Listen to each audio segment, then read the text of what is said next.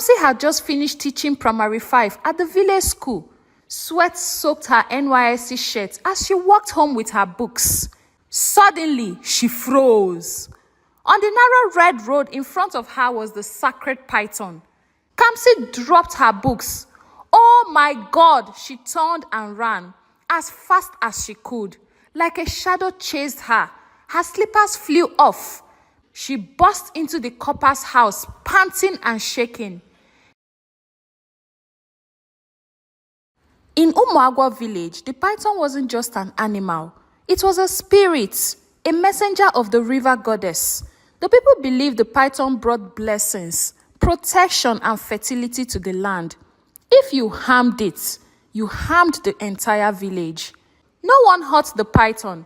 If a python was found dead, it was given a proper burial like a chief. Drums, dancing, crying, prayers. That was the way of Umuagwo. Whenever a woman gives birth in Umuagwo, it was custom to wait for a very special visitor, the python. At night, as the baby slept in its small crib, the sacred python would crawl into the hut and coil beside the newborn baby. But the villagers were never afraid. They believed that the python whispered blessings to the baby, that it was welcoming the child into the world as one of their own. One afternoon, a group of NYSC coppers were sent to Umuagwo village for their National Youth Service. Kamsi, Obiora, Chidinma, Emeka and Halima. They stepped off the bus into Umuagwo village. Their hearts were curious. Villagers welcomed them. Some brought out kola nuts. I felt a chill whenever villagers spoke about Agwo Idemili, the sacred python. Kamsi rolled her eyes. Python? What are these people talking about? Please give me a break. How can they say a python is a spirit that will guide us? She muttered. Obiora nudged her. Let's respect their culture, Kamsi. They moved into a small mud and zinc house near the village square. Inside, eavesdropping goats and sleeping bats made the place feel alive. One afternoon, Nneka, the village priestess, invited them to the river at dusk. She told them how newborn babies were watched over by the python spirits, welcomed into life, protected by scales and water. Obiora listened and fascinated. Kamsi shrugged. These are folktale stories. How can a python protect a newborn baby? And over dinner, Kamsi snorted with frustration. I've seen snakes in the city markets. One scared me nearly to death. Now you tell me they protect a baby? That's a big lie. Nneka, overhearing through the open door, quietly slipped away. The wind whispered. At that moment, Kamsi felt even more out of place. That night, as they were all asleep, Nneka knelt to pray at her shrine. She whispered to Idemili, protect them, teach them before fear breaks them. The 5 NYSC coppers began to adjust to their new life. But Kamsi still didn't feel comfortable. Why is this place so behind? She asked. No electricity, no network, and now they are talking about a spirit python? Obiora will always say to her, relax, Kamsi. It's part of their culture and we can't change it. We can only respect it. But Kamsi didn't believe in such things. Nneka had a strange dream. She saw a big python. Its eyes were full of tears. Blood ran from its mouth. Then the land cracked. The river dried. The sun grew hot. A voice said, someone with a hard heart will spill my blood. Warn them before it is too late. Nneka woke up with fear in her heart. Very early the next morning, Nneka went to the Igwe's palace. She knelt before him. Igwe, Idemili the python has spoken. One of the strangers may harm our spirit python. We must warn them. The Igwe called for a meeting. He sent words to the copper's house. The 5 coppers sat quietly as the Igwe spoke. Our python is not like others. It is not to be feared. It is to be respected. We ask only one thing. Please do not harm it when you see it. Obiora nodded quickly. Yes, sir, we understand. But Kamsi folded her arms. All of this for a snake? I'm not afraid of it. That night, as they were eating gari and okra soup, a small girl ran past the house. She was shouting, Mama said the python came near the mango tree today. The other coppers looked at one another. Kamsi rolled her eyes. Let that snake come near me, she said. I swear I will kill it. The compound fell silent. Obiora looked at her with worry. Something had started, and nobody knew how it would end. It was a hot afternoon in Umuagwo. The air was thick and still. Even the chickens were hiding under shade. Kamsi had just finished teaching primary 5 at the village school. Sweat soaked her NYSC shirt as she walked home with her books. She walked alone, whistling softly, swinging her hands. Suddenly, she froze. On the narrow red road in front of her was the sacred python. It was big, long, shiny and brown, as thick as her thigh. Its body moved slowly and smoothly like water. Its tongue flicked in and out. Kamsi dropped her books. Oh my God, she turned and ran as fast as she could. Like a shadow chased her. Her slippers flew off. People nearby heard her screaming, Snake! Big snake! It's coming for me! She burst into the copper's house, panting and shaking. The others rushed to her side. Kamsi, what happened? Asked Chidinma. It's that stupid python, Kamsi cried. It was just lying there like a monster. Emeka burst out laughing. Ah, so you met Agwa Idemili, he joked. It's not funny, Emeka, she snapped. That thing could have beaten me. Obiora spoke softly. It's not an ordinary snake, Kamsi. You know that already. Nobody touches it. It won't harm you. Halima nodded. Please, let's be careful. But Kamsi stood up angrily. I don't care what anyone says. A snake is a snake. Next time I see it, I will kill it. The room fell silent. Outside, the wind began to blow. A dry leaf flew in through the open window. Neka, the priestess, was walking past the compound. She stopped. She looked towards the copper's house. Her eyes narrowed. She shook her head slowly and whispered, The heart that refuses to listen may one day break the land. She walked away. Inside, Kamsi sat on her bed, still breathing heavily. She didn't notice the small boy peeking from behind the door. He had seen her fear, and he had seen something else in the python's eyes. The snake wasn't angry. He later told his mother, it was sad. That night, as the crickets sang and the village settled down, the python moved quietly through the bushes. It didn't attack anyone. It didn't make a sound. It only stopped for a moment under the mango tree right outside the copper's house. Then it disappeared into the darkness. The land was still, but something was coming, something that no one could stop. The village was very quiet. Most people were asleep, but inside the small hut of Nneka, the old priestess, the air was heavy. She was tossing and turning in her sleep. Suddenly, she sat up. In her dream, she saw the sacred python again. This time, the python's eyes were wide and sad. Blood ran slowly from its mouth onto the dry ground. The river was gone. The plants were blown and dry. The sky was red and hot. The python spoke with a voice like the wind.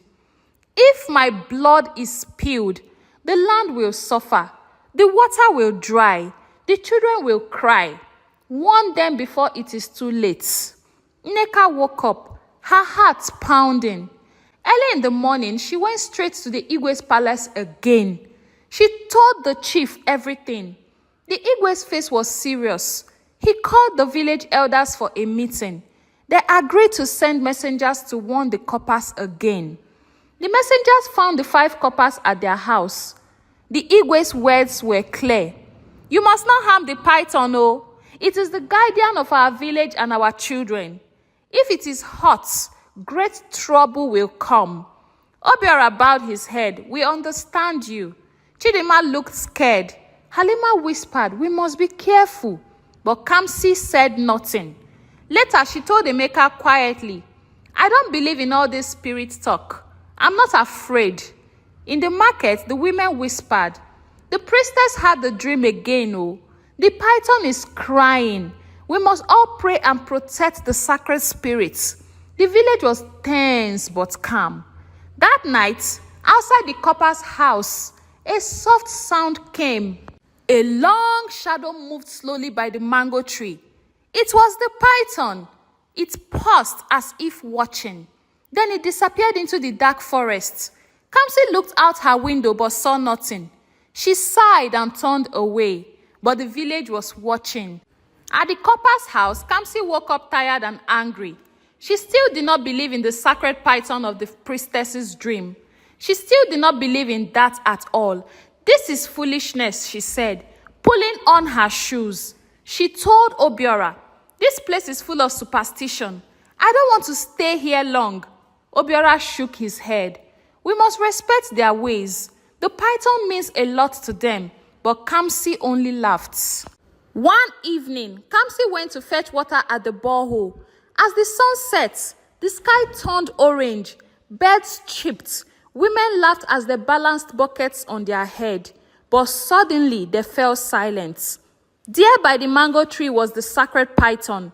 Children ran to their mothers. Some elders knelt and prayed. Kamsi's eyes narrowed. She remembered her fear. She felt angry. She looked around. Nobody was doing anything. This nonsense must end today, she hissed. She picked up a heavy stick.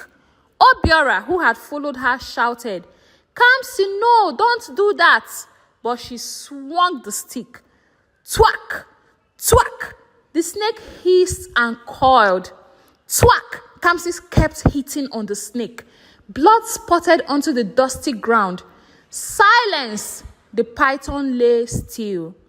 A little boy who saw everything ran screaming, Agua Udo! Agua Udo! They have killed the sacred python. Drums beat. Women wailed. Within minutes, the entire village gathered. Old men carried the dead python carefully onto a mat. The Igwe arrived in full regalia. He looked at Kamsi with pain in his eyes. Why? He asked. She swallowed hard. It was dangerous. I had to kill it. Nneka, the priestess, fell to the ground crying. You have killed our peace. You have killed our child. You have spilled the blood that is not meant to spill. That night, the elders met. The entire village gathered in silence, lamp glowing. Nneka spoke. The python visited my dreams. It warned me. Now its blood cries for justice. Obiora tried to speak for Kamsi. She didn't understand. Please forgive her. The Igwe sighed. In our father's time, these crimes meant death or exile. But we are merciful. He turned to Kamsi. You will perform the burial rites. You will marry the python in spirit. Only then will Idemili forgive us. Kamsi screamed, Marry a snake? Are you mad? I can't marry a snake. Emeka held her back. Please don't insult them more. For 7 days, Kamsi was kept in the priestess's compound. She wore white, ate only plain food. She cried every day. Villagers prepared the burial. Women wove a coffin from palm fruits. Hunters played drums of mourning. Children sang songs. Halima visited her. Kamsi, I warned you. I know it's hard, but do it for your peace of mind. On the 7th day, the entire village gathered by the sacred river. Drummers played slow and sad rhythms. The python's body, decorated with beads and feathers, lay in a coffin. The Igwe spoke. This is not an animal. This is Idemili. It is our brother, our sister, our child. May Idemili, the river goddess, accept it. Nneka turned to Kamsi. You will now speak. Kamsi's eyes were swollen from crying. She stepped forward. I am sorry. I didn't know. I was foolish. I didn't mean to kill the python. I mocked your ways. I didn't listen. Please forgive me. She placed kola nuts on the coffin, poured libations of palm wine. She touched the python's head gently. I will be your wife in spirit. I will honor you forever, dear python. I am sorry for killing you. If only I had listened. Finally, they carried the coffin to the river. Children threw flowers into the water. Women ululated. As the python was lowered in, a gentle rain began to fall. Though the sun still shone, look, someone shouted. A rainbow spread over the river. Nneka smiled. Idemili, our river goddess, has forgiven us. And the drums rose in joy. After the rites, the villagers accepted Kamsi back. She stayed to finish her service year, but she changed. She taught the children respect, kindness, listening. She helped rebuild the village school with Obiora. She sat with Nneka to learn the old stories. And after their service year, the 5 youth corpers left Umuagwo and went back to the city. But Kamsi learned her lesson in the hard way. And that is how the story ended. Now, the moral of this story is this: respect other people's tradition. What you think is foolish may be sacred to them. Listen, learn. Don't let pride lead you to hurt others. Even a snake, when it is sacred, is family. Always respect other people's belief. Sometimes things we don't understand are very important to others. Listening and learning can bring peace and friendship. Pride and disrespect can cause problems, but humility and respect can heal. Even when we doubt, it's brave to say, I want to understand. Remember, every culture has stories and spirits that protect their people, and by respecting them, we respect each other. And that is how the story ended. Thank you so much for listening to my story. My name is Onyi of Onyi Stories and Folktales. And please, if you haven't subscribed to my channel, kindly click on the subscribe button, turn on the notifications, so when I post more interesting stories like this, you'll be the first to get them. And if you're a returning subscriber, hey, thank you so much for always coming back to my channel. I sincerely appreciate you. I do not take your support for granted. And trust me when I say I have loads and loads of interesting stories on my channel that you would love to listen to. So take a popcorn, relax, and enjoy all my stories. All my stories are not just entertaining or interesting, but they are filled with life lessons. Until I see you again in my next video, take care of yourself and bye.